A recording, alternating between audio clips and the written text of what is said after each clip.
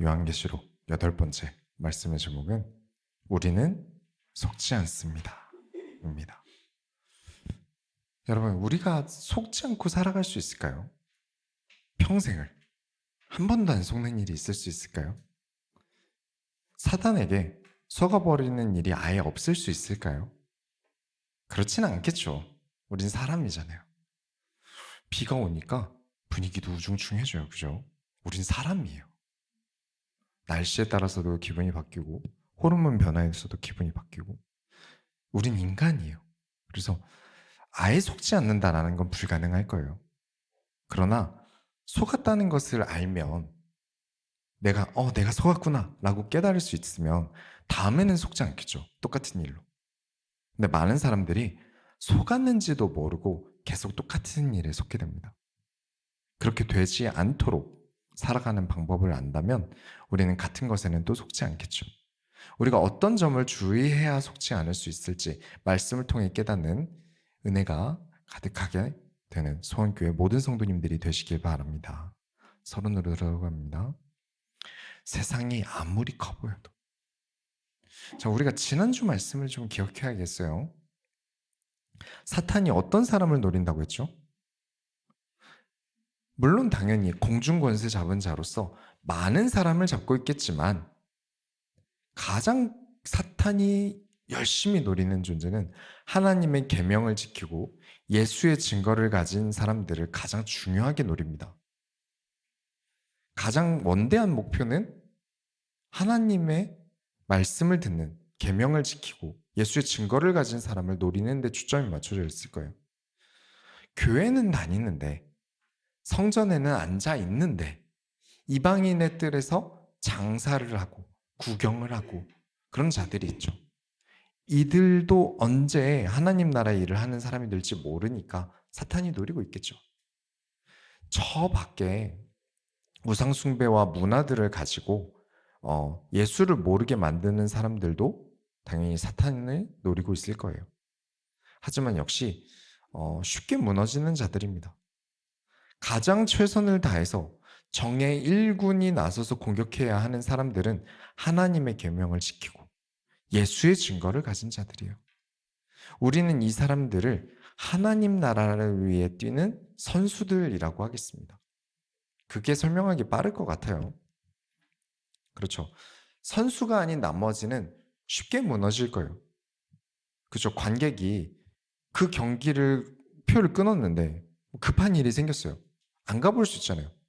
근데 선수는 무조건 뛰어야죠. 그래서 상대적으로 쉽게 무너지겠죠. 구경하는 사람들이. 상대적으로 진짜 하나님이 내 일의 1순위인 나의 1순위인 사람이 무너뜨리기 쉽겠습니까? 저 밖에 문화, 예술, 정치하는 사람들이 무너지기 쉽겠습니까? 그래서 사탄이 공략이 어려운 하나님 나라의 선수들을 무너뜨리기 위해서 전략을 핍니다. 그게 뭐냐면 하나님보다 세상이 커 보이게 만들어요. 하나님 나라의 선수든 교회 구경꾼이든 저밖에 불신자든 사탄이 가장 좋아하고 가장 잘 먹히는 방법은 세상이 커 보이게 만드는 거예요. 여러분들은 속으시면 안 됩니다. 이 게임하면 사탄에게 잡아먹힌다. 음악을 바라와 세상 문화는 사탄이야. 근데 그건 당연한 거잖아요. 뮤직비디오들 보면 다 뭔가 선악과를 상징하는 거 먹고 타락하고 이런 내용들이 가득 있어요. 향수 광고는 인신공양 주제로 CF를 찍고요. 근데 그건 하나님을 모르는 자들이 하는 당연한 행위인 거예요. 여러분, 성경이 쓰여진 시대는 어떤 배경을 가지고 있습니까? 지금의 미디어는 비교도 안 돼요. 지금 미디어는 아무것도 아니에요. 그만큼 우상숭배로 가득한 문화권이었어요. 그리스 로마 신화가 대부분의 배경을 차지하고 있었잖아요. 그런데 사도들은 이런 우상숭배 파괴운동을, 문화 연극 파괴운동을 하지 않았어요. 연극하는 사람들 잡아서 멱살 잡고 뭐라 한 적이 한 번도 없어요. 듣지도 말고 보지도 말라고도 말한 적이 없어요. 왜 그럴까요? 여러분, 우리는 그런 것들을 접하면서 세상이 꽤 크구나라는 걸 알아야 합니다. 세상은 이렇게 크구나. 내가 세상 속에서 얼마나 작은지 인지하고 있어야 돼요. 그리고 그 세상보다 하나님께서는 더 크시다는 것도 우리는 알고 있어야 합니다. 그래서 듣지 마라, 보지 마라, 하지 마라 가르치면 안 되는 겁니다. 여러분들도 그렇게 생각하시면 안 되는 거예요. 왜죠? 구원받은 자 안에 나는 작지만 내 안에 성삼위 하나님께서 함께 하십니다. 우리의 믿음은 무엇입니까? 예수님께서는 사탄을 쉽게 이겼다. 예수님께서는 세상을 쉽게 이기셨다. 예수님께서는 마귀를 쉽게 이기셨습니다. 그런데 우리가 그런 문화들이나 게임이나 스포츠나 여러 미디어 매체를 크게 확대해서 엄청 대단하게 취급을 해요. 와, 사탄 문화야, 사탄이야 막 이러면서 엄청 크게 취급하면 취급할수록 마귀가 커지는 겁니다. 내 인식에 하나님보다 마귀가 더 커져버려요. 세상을 크게 보이게 만드는 게 사탄의 전략이잖아요. 세상 문화를 마귀가 잡았어 라면서 우리가 세상을 멀리하면 우리는 세상이 하나님보다 크다고 점점 인정하게 될 거예요. 이런 것을 저는 제 자존심이 허락하지 않아요. 예수님보다 크신 존재는 없습니다. 하나님은 저의 자부심입니다. 자꾸 기독교인들이 세상을 크게 보는 것을 저는 자존심이 상해요. 영화 따위가 십자가에서 죽음을 이기시고 부활하신 예수 그리스도보다 큽니까? 음악 따위, 예술 따위가 감히 예수 그리스도보다 큽니까? 아니죠. 아니 그러면 목사님 애들한테 막 19금 영화 보여주고 막 게임 하루 종일 시켜도 뭐 아무 상관없고 뭐 된다 이겁니까? 그게 아니죠. 그래서 우리는 작은 것부터 배워나가야 합니다. 작은 것부터 하나님께서 크심을 가르쳐야 돼요. 이 작은 것부터 큰 것까지 하나님께서는 그 무엇보다 크시다는 것을 항상 작은 것부터 배워나가야 돼요. 깨달아 나가야 합니다. 13장을 보시면 바다에서 한 짐승이 나와요. 뿔이 10이고 머리가 7이래요. 근데 이 짐승은 머리가 아니라 뿔의 왕관을 달고 있어요. 왜 뿔의 왕관을 썼나 했더니 이마가 잘 보여야 돼서 이마에다가 안 쓰고 뿔에다가 썼어요. 그 이마에는 뭘 잘 보이고 싶었길래 관을 안 썼을까요? 신성 모독하는 이름들이 있더라. 그 이마에 신성을 모독하는 이름들이 있더라. 하나님을 모독하는 이름들이 있더라. 하나님은 아무것도 아니다. 예수는 아무것도 아니다. 내가 신이다. 그런 것들이 이마에 가득 있더라. 그런 표시의 이름들이 써 있었다는 거예요. 짐승이 표범 비슷하게 생겼는데 발은 곰발이었대요. 입은 사자의 입이래요. 얼마나 무섭겠습니까? 얼마나 거대하게 보이겠어요? 그런데 사탄이 자신의 능력과 보좌와 큰 권세를 지금 말씀드린 그 짐승에게 주었대요. 13장 3절에 그의 머리 하나가 상하여 죽게 된 것 같더니 그 죽게 되었던 상처가 나음에 온 땅이 놀랍게 여겨 짐승을 따르고. 예수님께서는 완전히 죽으시고 완전히 부활하셨죠. 그런데 이 짐승은 죽을 뻔하다가 죽은 것 같이 되었다 살았대요. 이게 뭐냐면 예수 흉내를 내는 겁니다. 예수만 죽음을 이길 수 있는 게 아니다. 봐라, 나는 이렇게 위대하다. 이걸 보고 온 땅이 놀랍게 여겨서 4절에 용에게 온 땅이 경배하고 짐승에게 온 땅이 경배합니다. 그러니까 짐승이 얼마나 신납니까? 5절에 보니까 하나님을 모독하는 입을 받았대요. 그래서 45개월을 하나님을 비난하고 모독하고 돌아다닙니다. 봐라, 그 예수만 할 수 있는 거 아니다. 나도 할 수 있다. 니네 하나님 어디서 뭐 하시노? 이제 하나님 버리고 내를 섬겨라. 그 말을 들으니까 얼마나 커 보입니까? 하나님 눈에도 안 보여요. 예수님 눈에도 안 보이는데 이 짐승은 막 어마어마한 모습으로 있단 말이에요. 사람들이 하나님을 버리고 이 짐승을 섬기는 분위기예요. 대세가 되었다는 얘기죠. 이 짐승이 성도들과도 싸워서 이겼대요. 왜 성도들이 졌을까요? 하나님 잘 믿는다는 하나님 나라의 선수들이 왜 이 짐승에게 졌을까요?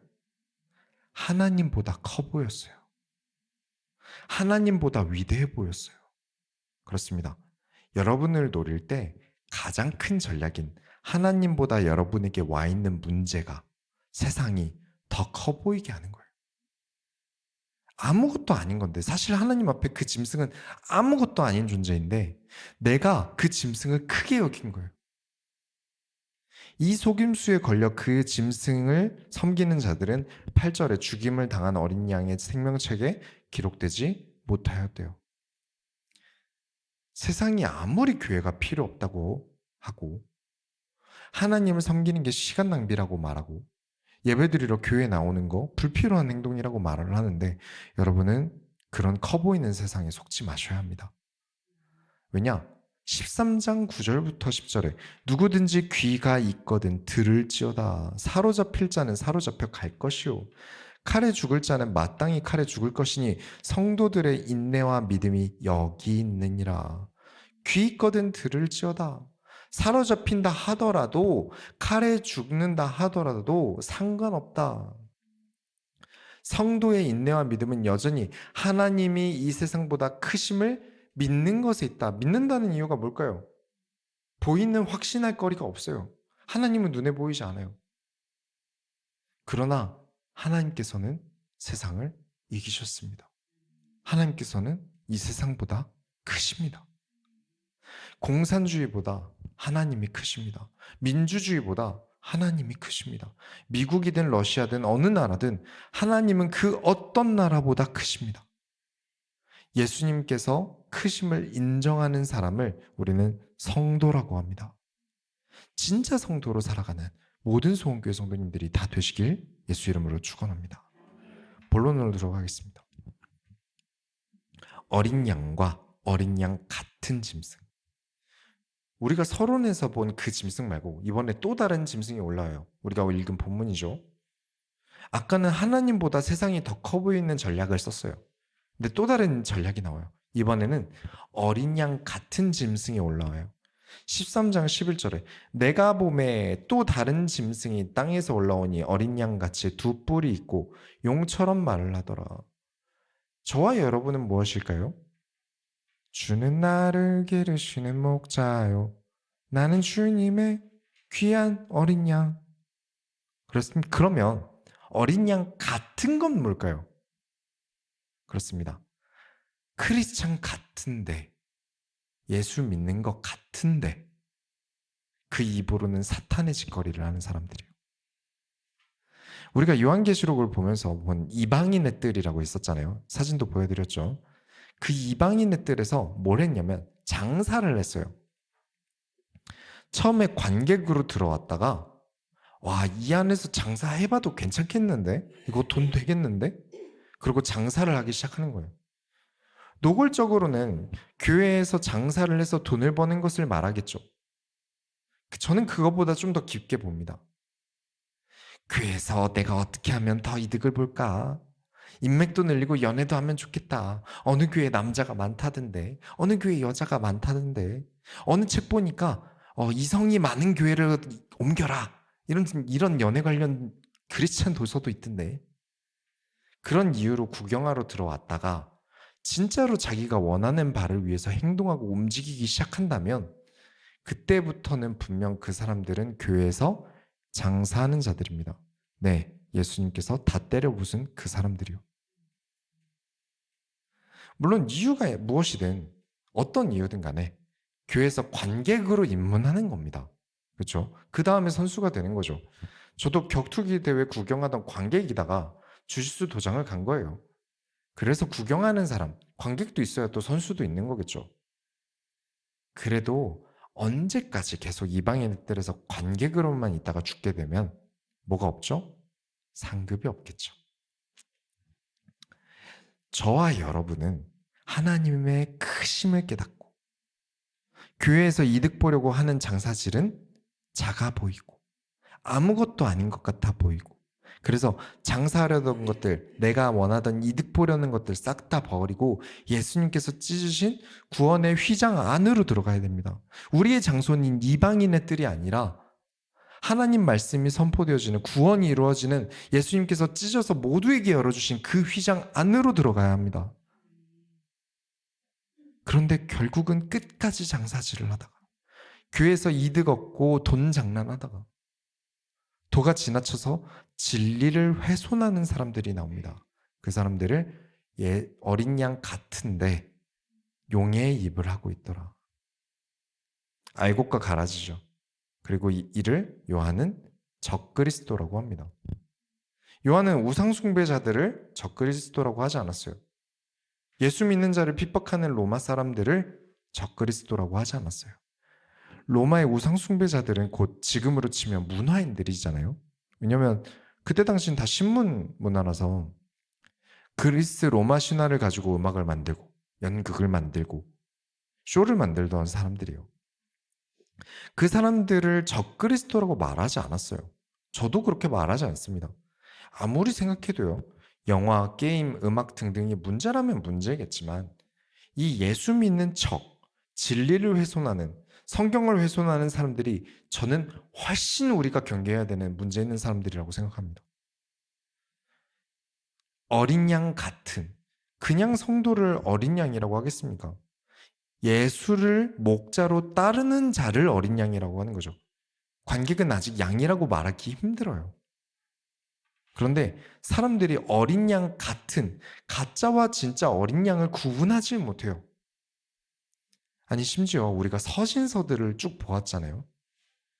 진짜 예수를 보고 배운 사도들보다, 예수의 형제들보다 그 가짜들의 말을 더 믿었다 그래요.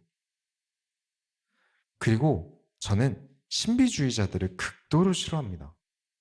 막 성령 받아라 하면서 막 뒤로 넘어뜨리고 난리치는 거 저는 굉장히 싫어합니다. 이유가 있어요. 13장 12절부터 14절 보시면 그가 먼저 나온 짐승의 모든 권세를 그 앞에서 행하고 땅과 땅에 사는 자들을 처음 짐승에게 경배하게 하니 곧 죽게 되었던 상처가 나은 자니라. 큰 이적을 행하되 심지어 사람들 앞에서 불이 하늘로부터 땅에 내려오게 하고 짐승 앞에서 받은 바 이적을 행함으로 땅에 거하는 자들을 미혹하며 땅에 거하는 자들에게 이르기를 칼에 상하였다가 살아난 짐승을 위하여 우상을 만들라 하더라. 하나님의 말씀보다 기적과 이적을 좋아하는 사람들이 속는 겁니다. 하나님의 말씀을 말하는 목회자들보다 뭐 자꾸 병 낫게 해준다, 기적을 보여준다, 귀신 내어 쫓는 쇼를 한다던가 그런 것들이 끝끝내 무엇을 만들어내는 겁니까? 교회 내에 우상을 만드는 거예요. 신실하고 믿음 좋은 기독교인 척 하고 있는 것 뿐이지 어린 양이 아닌 겁니다. 당연히 치유의 기적 성경에 있습니다. 성령께서 예언하게 하신 역사 성경에 있습니다.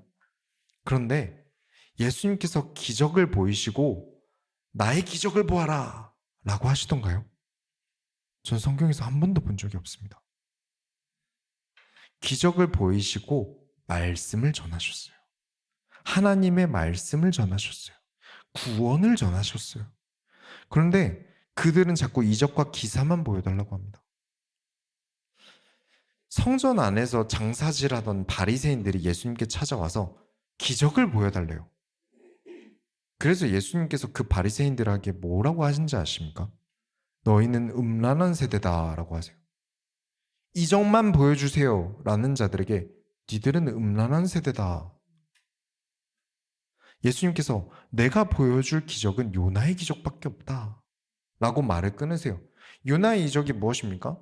회개해라. 그 죄를 회개하고 하나님께 돌아와라. 하나님께서 그렇게 말씀하셨다.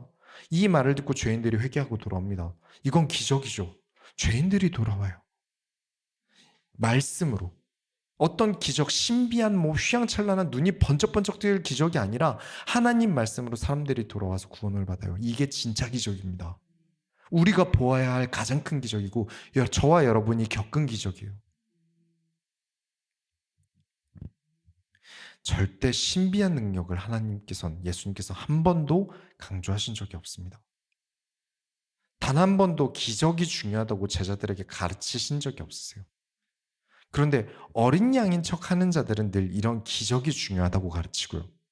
또 성경에 없는 진리를 자꾸 가르칩니다. 네, 교회를, 진짜 세상을 무너뜨리는 존재는 어린 양인 척 하는 사람들. 알곡인 척 하는 가라지들입니다. 결론을 내리겠습니다. 자, 이제 가짜는 어떤 성향을 가지고 있는지 알았어요. 그럼 어떻게 구분할 수 있을까요? 하나님의 말씀인 성경과 반대로 가르치는가를 보셔야 되고요. 하나님의 말씀과 어떤 것이 다른가? 커 보이게 만드는 것들을, 하나님보다 다른 것들이 커 보이게 만드는 것들을, 그렇게 말하는 사람들을 걸러내셔야 합니다. 근데 문제는 이런 걸 구별하려면 신학교를 가야 될까요? 성경이 이렇게 두꺼운데 이걸 기준을 가지고 가짜들을 구분하려니까 어렵잖아요. 저도 이 성경을 다 못 외운단 말이에요. 그래서 3가지 방법을 알려드릴게요. 첫 번째는 진짜 어린 양으로 살아가셔야 합니다. 가장 쉬운 방법이 이거예요. 여러분이 진짜가 되시면 됩니다.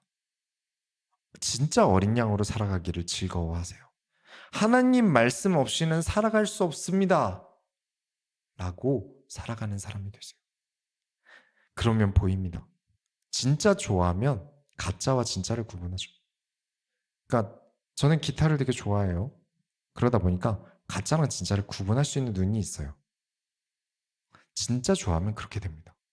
여러분이 하나님의 말씀을 정말 사모하시고 교회에서 여러분에게 주시는 이 말씀을 사모하세요. 그렇게 말씀을 진짜 따라가서 살아가 보세요. 그러면 구분하실 수 있게 되실 겁니다. 확 드러나는 가짜들이 있잖아요. 조금만 제대로 배워도 알 수 있는 가짜들이 있어요. 두 번째는 목회자에게 질문해 보셔야 됩니다. 저를 많이 괴롭히셔야 돼요. 그래서 중요해지는 게 주장이 중요합니다. 주장의 역할이 되게 중요한 거예요. 귀 있는 자는 들을지어다 인데 일반 성도가 항상 귀 열어놓긴 진짜 쉽지 않아요. 삶의 현장에서 허덕거리고 힘든 것들이 많단 말이에요. 그래서 목회자를 세워놓는 거죠. 너가 대표로 이 교회에 귀 있는 자로 있어라 라고 세워놓는 거예요. 여러분을 가르치고 진짜와 가짜를 구분하는 것을 알려드릴 겁니다. 그래서 신앙 PT 신청하세요. 당연히 무료입니다. 목사님은 가짜들을 잘 구별하실 수 있으십니까? 네. 저는 가짜들 안에서 둘러싸여서 살아봤거든요. 최근에 사건으로 단월드가 되게 이슈잖아요. 그렇죠? 연관성이 어떻다, 진짜다, 가짜다를 떠나서 확실한 거 한 가지는 알겠더라고요. 뭐냐면 사람들은 음모론을 진짜 좋아하는 것 같아요. 그래서 음모론을 만들어내서 자꾸 가짜 진리를 가르치는 사람들이 있어요. 기독교 내에도 있거든요. 근데 그걸 일반 성도가 어떻게 구분하겠습니까? 이게 말씀에 맞는지 틀린지 구분할 길이 없어요. 그래서 목회자가 존재하는 거예요. 세 번째는 제가 굉장히 중요하게 생각하는 것입니다. 감정에 속지 않는 거예요. 이게 어렵습니다. 사실 이게 제일 어려워요. 제일 쉬워 보이죠? 이게 성경 다 외우는 것보다 어려울 겁니다. 너무 티가 안 나는 가짜 어린 양들이 존재하거든요. 왜 티가 안 나냐면 감정을 속이고 들어가요. 우리가 서론에서도 다루었는데 대세라는 게 무서운 겁니다. 남들이 다 아는데 내가 안 하는 게 힘든 거거든요. 사람들이 다 좋다고 하면 왠지 내 기분에 나도 그게 좋아 보여요. 나도 그게 최고로 보이거든요. 유명하면 하나님께서 쓰시는 사람이라고 여겨요. 그게 가장 무서운 점이거든요. 이렇게 유명한 건 하나님께서 세상 사람들에게 알려주셔서 이 사람이 유명해지고 하나님께서 쓰셨으니까 유명해졌겠지. 그렇지 않거든요. 확실히 많은 것을 보고 느끼면서 생긴 교훈이 하나 있는데 그게 뭐냐면 유튜브나 어떤 사람을 만나봤다거나 했을 때 완전 절대 따라가면 안 되는 사람들의 이유가 내 마음에 들어서거든요. 어떤 연기 전공 출신의 남자가 딱 봐도 뒤에 누가 배경이 있는 누가 밀어주고 막 연기를 하는데 막 지저스네 이러면서 막 귀신 내어 쫓는 영상을 막 올려요. 요즘 좀 못생겨졌긴 했는데 되게 잘생겼었어요. 그러니까 막 구독자 수가 막 20만 명 가까이 돼요. 크리스찬 유튜버 중에 20만 넘는 굉장히 많이 넘는 거거든요. 근데 그 사람들을 보면서 막 내 마음에 평안이 생기고 내 마음이 따뜻해지고 이러면 하나님이 주신 마음이다 라고 알고 계신 분들이 되게 많아요. 아, 내 마음이 평안해져. 아, 내 마음이 따뜻해져. 이 마음은 하나님께서 주신 마음이야. 분명 그렇게 배우신 분들이 많을 거예요. 근데 그건 가짜입니다. 절대 배우시면 안 돼요. 왜일까요? 일단 마음에 좋은 것이 하나님의 말씀이다. 하나님이 주시는 마음이라면 일단 구약 성경은 다 폐기해야 됩니다. 요한계시록 폐기해야 됩니다. 선지서 중에 80%는 폐기해야 됩니다. 왜일까요? 그 성경 안에는 재앙과 애가와 애곡이 가득하더라. 이걸 읽으면서 어떻게 마음이 따뜻해집니까? 구약은 대부분이 전쟁 이야기예요. 선지서는 대부분이 이스라엘의 재앙 이야기예요. 그래서 회개해야 된다고 하나님께서 꾸짖으시는 내용이에요. 선지자들과 사도들이 뭐라고 고백합니까? 하나님께서 말씀하시는데 내가 그 말씀을 따르려는데 내 마음이 불편했대요. 하고 싶지 않았대요. 그런데 했대요. 그렇게 고백합니다. 내 취향에 맞는 건 따뜻해지겠죠. 근데 하나님의 말씀이 항상 내 취향일 수 있습니까? 내가 원하는 거, 내 취향인 거 내려놓고 하나님의 말씀을 마음의 무릎으로 겸손히 받을 때 그때 진짜 하나님의 말씀이 무엇인지 알게 됩니다. 최근에 말씀을 안 드렸는데, 최근 들어서 말씀 잘 안 드렸는데 우리 소원교회 가장 기본이죠. 감정은 가장 뒤로 밀어두는 겁니다. 나를 가장 뒤로 밀어두는 거예요. 하나님을 가장 앞에 두는 겁니다. 이게 지난주에 말씀이 무엇이었죠? 자기 부인입니다. 크리스찬의 가장 기본, 자기 부인. 나는 없다. 나 십자가에서 죽었다. 나 자신을 십자가에 못 박는 행동이 항상 먼저 선행되어져야 합니다. 이 가장 기본, 이 자기 부인이라는 것을 가장 기본부터 되지 않으니까 세상이 만든 영화, 게임, 음악, 미디어들이 문제가 되는 거예요. 자꾸 감정을 건들잖아요. 그게 신앙이거든요. 감정이 신앙이 돼버려서 그래요. 내 감정을 건드는 게 있으니까 내가 뭔가 문제가 생기는 것 같이 느껴지잖아요. 기분이 태도가 되면 안 되죠. 마찬가지입니다. 기분이 신앙이 되면 될까요? 안 됩니다. 믿음이 신앙입니다. 나의 상태와 내 기분과 상관없이 가장 큰 이 기본적인 믿음이 신앙입니다. 세상을 예수님께서 쉽게 이기셨고 나는 그 예수의 십자가에 나를 못 박았다. 그러면 겨우 음악 따위가, 게임 따위가 나를 삼킬 수 있겠습니까? 영화, 미디어라는 괴물이 입을 벌리면서 십자가에 박혀있지 않는 나는 쉽게 삼키겠죠. 왜냐? 나는 세상보다 작으니까. 근데 내가 박혀있는 예수께서 구원으로 이루신 십자가는 그 괴물이 삼킬 수 없다고요. 사탄이 권세를 주었다는 그 짐승이 내가 못 박혀있는 그 십자가를 삼킬 수 없고 어린 양인 척하는 그 짐승도 이 십자가를 삼킬 수 없습니다. 이 세 가지 방법을 가지고 다른 예를 한번 들어볼게요. 16절부터 18절 보시면 그가 모든 자, 곧 작은 자나 큰 자나 부자나 가난한 자나 자유인이나 종들에게 그 오른손이나 이마에 표를 받게 하고 누구든지 이 표를 가진 자 외에는 매매를 못하게 하니 이 표는 곧 짐승의 이름이나 그 이름의 수라. 지혜가 여기 있으니 총명한 자는 그 짐승의 수를 세어보라. 그것은 사람의 수니 그의 수는 666이니라. 이게 그 베리치 분모론 가지고 말이 많은 구절이잖아요. 저는 아직 그 정도 단계로 생각해야 되는 때는 아니라고 봅니다. 잘 모르시는 분을 위해서 설명을 드리자면 베리칩이라고 해서 사람 몸에 심어서 이 환자의 건강 정보를 알게 할 기술로만 처음 개발이 됐어요. 그래서 이게 짐승의 표를 사람 몸에 심는 것이다 하면서 말이 많았거든요. 근데 이 역시 호들갑이었던 게 요즘은 이 베리칩, 그러니까 이 RFID라고 하더라고요. 그 여러분 현관문 카드키죠. 그걸로 이렇게 띡 되면 이제 문 열리잖아요. 그게 베리칩 기술입니다. 그 기술이 글로 들어간 거예요. 요즘 그런 형태로 많이 발전돼서 쓰고 있더라고요. 사람 몸에 심는 것보다. 자, 지금 우리가 읽은 이 구절을 그럼 어떻게 바라봐야 할까요? 물론 말세는 이 구절대로 되겠지만 아직은 아니잖아요. 지금 우리는 어떻게 바라봐야 할까요? 자, 모든 자, 곧 작은 자, 큰 자, 부자, 가난한 자, 자유인, 종들 전부 다 오른손이나 이마의 표를 받았대요. 그 말은 뭐죠? 대세가 되었다는 거죠. 너도 나도 다 가지고 있게 되었다는 거예요. 분위기가 가짜들에게 넘어갔다는 말입니다. 그 짐승의 수를 세어보라. 그것은 사람의 수니 그의 수는 666이더라.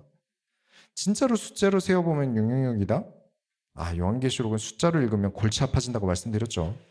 그러지 마시고 6이 무엇이죠? 악한 숫자죠. 7보다 딱 하나 부족한 겁니다.